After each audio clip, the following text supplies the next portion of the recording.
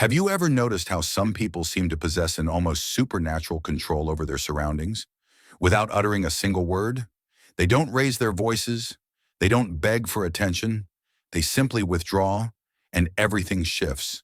The energy changes, people take notice. They chase, they question, they feel unsettled. Now imagine if you did the same, if you stopped reacting instantly to everything, if you embraced silence over automatic responses, if you chose calm retreat instead of emotional outbursts. What do you think would happen? That's where the real power lies. When you're no longer constantly available, emotionally, physically, or mentally, people around you begin to panic. Why? Because they've learned to control you through your reactions, your predictability, your need to explain. But the moment you withdraw, the game changes. Those who thought they knew you suddenly realize they never did. Carl Jung once said, "Everything that irritates us about others can lead us to a better understanding of ourselves." So think about it. When you become inaccessible, who gets desperate? Who gets angry? Who tries to provoke you just to pull an emotional response? That says more about them than it does about you, and it shows how easily you've been manipulated without even realizing it. You give yourself away over and over to keep the peace, to not lose people.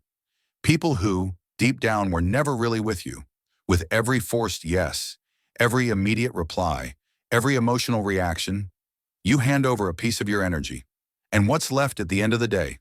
Tiredness, frustration, an emptiness you can't explain. Let me tell you why.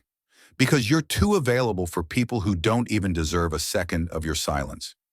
This video isn't about turning your back on the world. It's about turning toward yourself.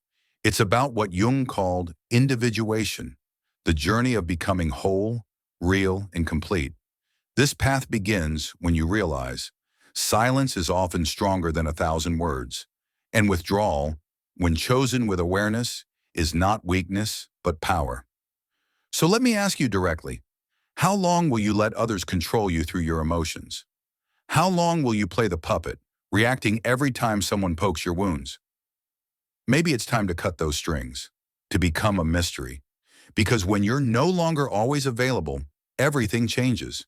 You were taught to always show up, to please, to say yes, even when it crushed your spirit. You were told your worth depended on how much of yourself you gave. But no one told you this. That excessive availability is not generosity, it's a prison. And as long as you think you need to be emotionally accessible 24/7, you'll be manipulated, used, and discarded when you're no longer useful. Why? Because predictable things are easy to exploit. People press your emotional buttons when they want comfort, validation, or attention, then shelve you until next time. And you stay in the loop thinking, if I'm always there for them, someone will eventually be there for me. But it doesn't work that way. Jung spoke of the persona, the mask we wear to be accepted, loved, and approved. But it's this very mask that keeps you overextended. You say I'm fine when you're breaking inside. You reply to messages while you're exhausted. You justify, defend, over-explain, as if the world is entitled to you. But the more you become the centerpiece of everyone else's needs, the more you disappear from your own life.